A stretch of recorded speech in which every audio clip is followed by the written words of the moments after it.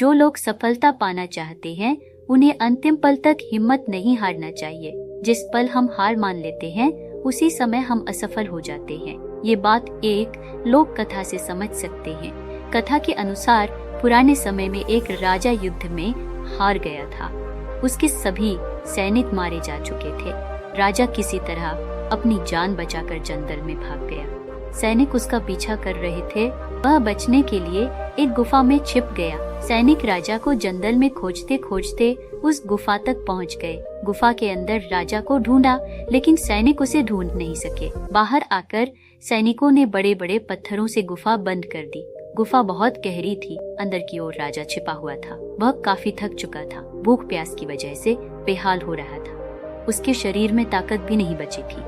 शत्रु सैनिक गुफा बंद करके वहां से चले गए तो राजा अंदर बैठा बैठा सोच रहा था कि अब तो उसका जीवन खत्म हो गया।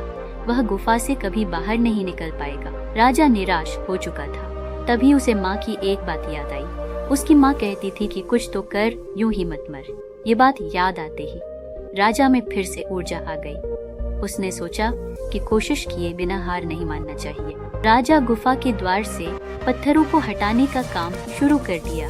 कड़ी मेहनत के बाद राजा ने बड़े बड़े पत्थर खिसका दिए।